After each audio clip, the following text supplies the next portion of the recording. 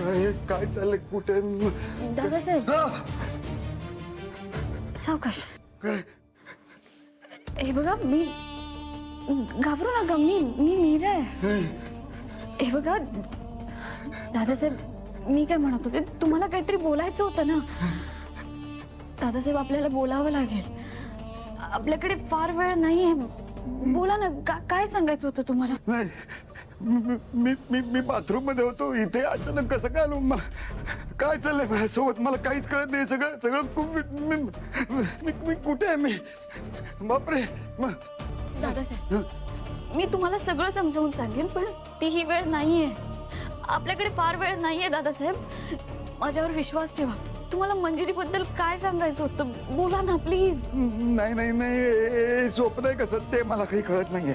कालपासून इतके विचित्र आणि भयानक अनुभव येतात माझ्या वाट्याला. मला काही कळेल असं झालेलं आहे. कशावर विश्वास ठेवायचा कशावर नाही मला काही कळत नाही. हे मीरा दादासाहेब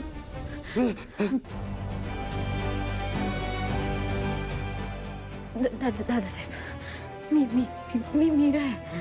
तुमची सून मीरा. हे बघा तुम्हाला जे काही सांगायचं आहे ना ते मला सांगा ना. माझ्यावर विश्वास ठेवा. हे स्वप्न नाहीये. प्लीज बोला. हे बघा ही संधी नाही तर सगळं हातातून निसटून जाईल.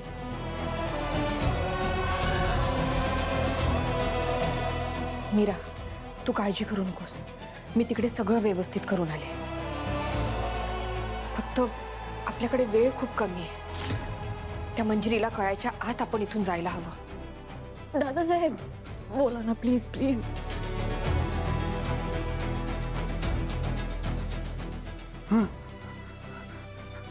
तू खरंच आहेस मीरा.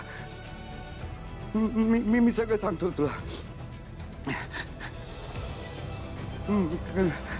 मला नाही स्वप्न पडायचं कायम. अजूनही पडतं. तुला सांगितलं होतं मी. त्या स्वप्नाबद्दल एकदा. वेदानी चित्रही काढलं होतं बघ त्या स्वप्नातल्या जागेचं. ती गुहा आहे. भयंकर गुहा आहे आणि अशी विचित्र. आणि ती मीरा ती गुहा ना इथे आपल्या घराच्या मागे जे आउट हाऊस आहे ना त्या आउट हाऊसमध्येच आहे ती गुहा. आणि काल मी मंजिरीला तिकडे जाताना पाहिलं. ती सर रोजच्या सारखं असं सहज असल्यासारखं त्या गुहेकडे जात होती म्हणून मी तिच्या मागे मागे जायचा प्रयत्न केला. मी गेलो पण तिथे. हो हो मीरा मी त्या गुहेत पण गेलो आतमध्ये आणि ती तशीच होती भयंकर गुहा. आणि पण नंतर काहीतरी झालं. मला मंजिरीच्या मागे जाता झालं नाही. कुणीतरी मला थांबवलं. काहीतरी मला थांबवत होतं. मला काही कळत नव्हतं. पण नाही मीरा ते सगळं खरं होतं. ती गुहा खरी होती.